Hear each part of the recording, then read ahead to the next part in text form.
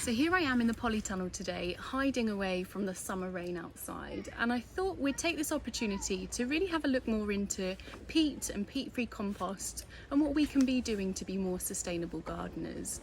Peat is our greatest store of carbon that we have on the planet, and this has been greatly farmed over the last century for horticultural use because of its ability to retain and store nutrition. And what peat is, it's thousands and thousands of years of compaction and decomposing wetland plants. But the rate we have farmed this, the change is now irreversible. So over the last 3 years, there has been a great drive from the RHS to raise this concern and this crisis to the public eye. And there's been a lot of change and a lot of energy going into creating some different mediums and looking at some different peat-free products for us to be using in horticulture. From 2024, you'll no longer be able to buy peat products in garden centres, in supermarkets or in any stores. And there has already been some fantastic change. For example, Dobby's Garden Centre no longer sell peat. So it's all wonderful change, but we need to keep driving this change to look after our planet for the future. And we need to protect those remaining peat bogs, and by reducing our peat usage, we're then protecting those habitats and helping to combat climate change.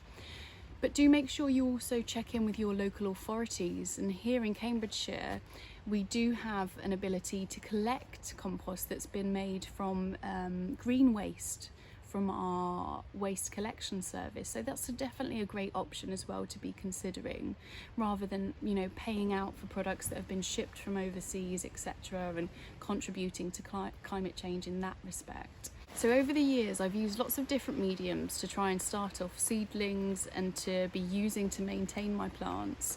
And what I've struggled with is the fact that they all drain away the water and drain away the nutrition very quickly.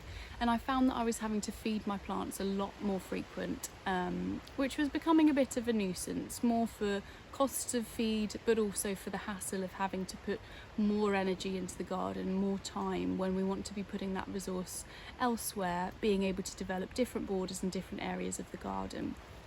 So Dalefoot composts, they are predominantly made from sheep's wool, and what we find with that is that it's able to retain a lot more of the nutrition and the water that our plants need. So it's a really fantastic property that they have, which is really wonderful. So let's have a little look inside. Now I will be using my #1 favourite tool from Nuaki, which is my Hori Hori. And you can see it's a bit tattered and used because I must admit, I use it for absolutely everything. So it's great for weeding, you can cut back. As you can see, it's fairly sharp, so it has lots of wonderful abilities. One, of course, for opening compost bags very, very easily. So let me have a little look inside here.